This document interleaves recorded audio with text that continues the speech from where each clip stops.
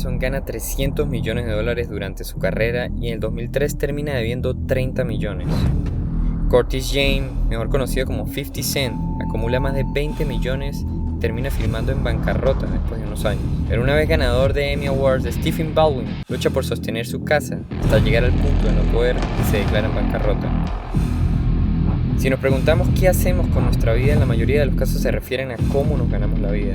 Y casi siempre la respuesta es en un trabajo de 9 a 5 que nos permite pagar la renta y con suerte que quede algo para el ahorro, inversión y extras en el mejor de los casos. Esto es un escenario súper ideal para un regular, pero la verdad que se afronta hoy en día en Estados Unidos es que el 78% de la población vive cheque tras cheque y que a pesar de ganar $65,000 o $100,000 al año, siguen perteneciendo al mismo equipo del 78%.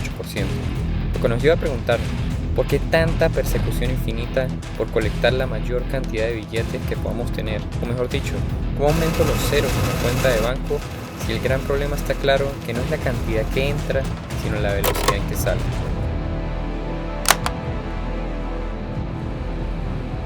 El dinero se crea alrededor del año 1500 en la actual Turquía que conocemos. También se le concede la creación a Alejandro Magno.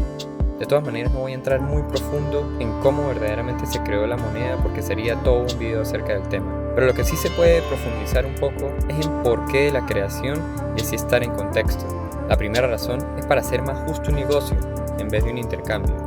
Verán, llegó un punto en el que simplemente se estancó la economía porque el que tenía caballos no lo quería cambiar por leche y huevos, pero el que tenía caballos necesitaba comer. Y el que tenía los alimentos necesitaba el caballo para transportarse. Esto es un propio ejemplo solo para más entendimiento. Justamente pues no es así. Pero el punto es que había intercambios muy justos y la gente sintió la necesidad de sentirse bien al finalizar un trato.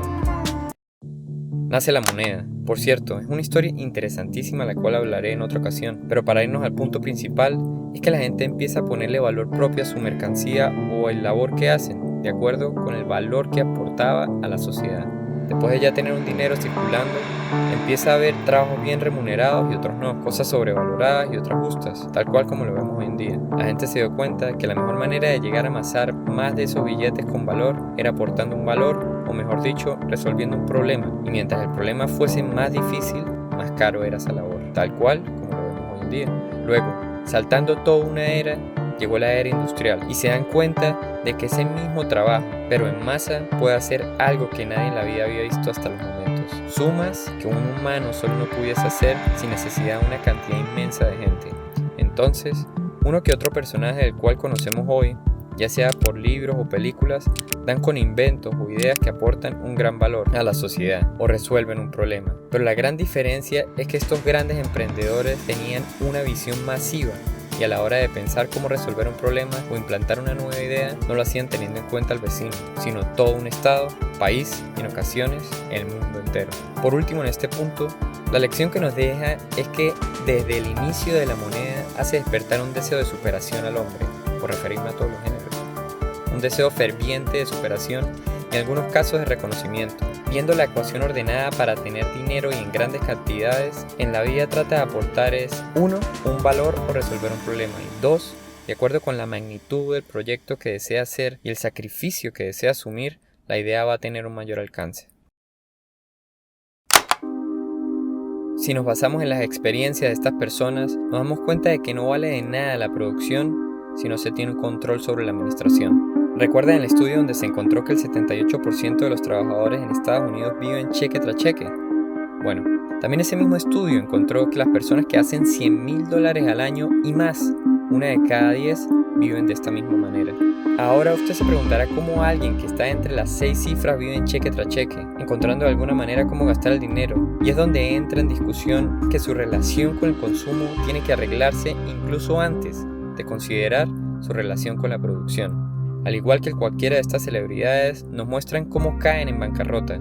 Producción significa nada cuando se tiene un problema con el consumo. La carrera de la rata. La interminable persecución contraproducente o inútil por algo que no tiene sentido.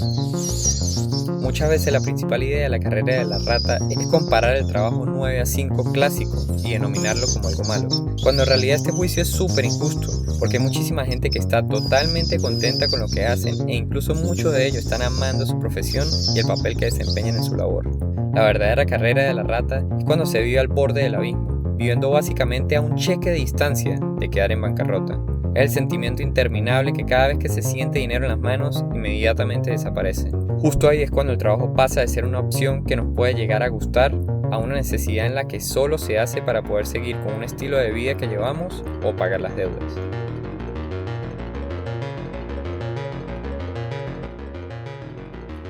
Pero ahora, algunos se preguntan si hay alguna salida para esto. Por otro lado, la buena noticia es que sí se puede dejar de vivir fuera de esta línea delgada de deuda, donde normalmente empieza haciendo una lista donde debería estar para empezar cuánto gastamos en vivienda, cuánto gastamos en transportación, cuánto gastamos en comida, cuántas son las necesidades básicas, cuánto gastamos en disfrute y en adelante. La idea de esta lista, por supuesto, es la organización, pero el significado de esta en realidad es conocernos a nosotros mismos como consumidor. Y hay un fenómeno que suele pasar aquí llamado el efecto avestruz. Básicamente es la tendencia a evitar las noticias negativas en el aspecto financiero. Es la tendencia a no abrir nuestra cuenta de banco por miedo a ver la realidad y evitar ese sentimiento comprometedor. Por eso, el segundo punto es tomar el control de nuestro comportamiento en frente de nuestras finanzas, sacar el presupuesto. Es sacar las cuentas exactas de lo que se está permitido gastar, lo que se debe gastar y lo que se debe guardar. Es hacer un sistema perfecto que se adapte a nosotros, que nos deje minimizar los gastos de algún modo y que nos deje hacerlo adaptado a nuestras necesidades. Y aquí hay dos puntos importantísimos que pensar antes de hacerlo. Primero, que sea perdurable en el tiempo. Segundo, que cuando se empieza a cumplir lo exacto para poder ver los resultados y no caer en frustración. Es básicamente vivir debajo de esas grandes carencias. Es encontrar de alguna manera que nuestro mes se pueda resumir al final en algo para pagar, en algo para ahorrar y en algo para invertir. Pero también es súper importante resaltar que antes de que decida invertir, aplique una de las prácticas más comunes en finanzas, y es mantener un fondo de emergencia. Un específico monto de efectivo que se mantiene en caso de una emergencia. Este fondo normalmente se hace guardando entre 3 a 6 meses el monto que gastamos en un mes común. La idea de vivir debajo de lo que queremos sabiendo que algún día eso va a llegar y no desesperarnos por tenerlo ya es una idea muy valiosa a tener presente. Al igual que el efecto del avestruz por evitar ver los números en la cuenta de banco nos puede llevar a gastar más de lo debido o a simplemente vivir en incertidumbre de donde estamos parados en nuestras finanzas. Entra en escena el efecto de descuento hiperbólico, que viene siendo la tendencia a querer una recompensa para ya en vez de pensar en largo plazo. Es aquí donde nos vemos prefiriendo comprar unos zapatos antes de guardar el dinero para una futura inversión. O el efecto de prueba social, aquella donde la gente a nuestro alrededor empieza a comprar ciertas cosas y nosotros la empezamos a comprar también. La frase muy famosa en inglés, "Keep it up with the Joneses", resume todo esto. Y en traducción su definición dice que es la comparación constante con el vecino, o en este caso, la gente de nuestro alrededor. Ellos compran nuevo carro, nosotros también. Ellos tienen ropa nueva, nosotros también. Ellos remueven la casa, nosotros también. Y todo esto con la idea de impresionar o mantenernos en esa carrera con el otro, o al menos para poder mantenernos a flote con los demás. Es como esta presión sin querer que nace, y justo esto pasa hoy en día, porque esos vecinos ya no son vecinos literales. Hoy en día lo vemos en las redes sociales. Todos buscamos aprobación social. ¿De verdad importa lo que los demás digan o piensen? El gran problema que hay hoy en día se mide por ver cuántas personas les gusta lo que posteamos o no, y en base a eso sacamos cuánto valemos o qué importantes somos.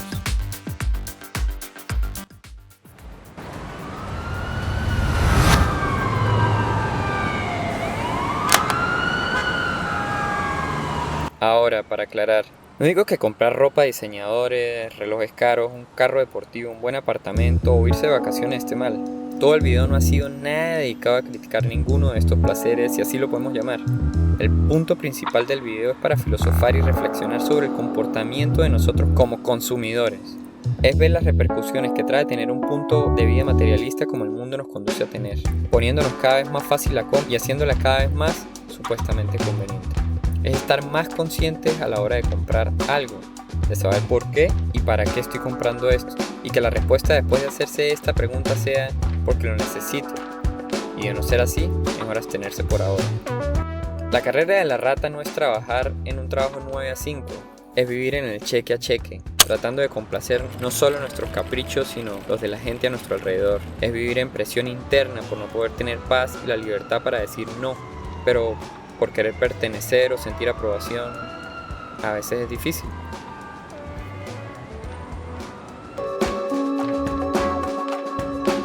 Amigos, muchísimas gracias si se pudo quedar hasta este punto del video. Lo único que me dice es que de alguna u otra manera le puede ayudar o aportar un valor a usted. Y sin más, si le puede dar un like, de verdad que no cuesta nada, es un solo clic, pero me ayuda un montón.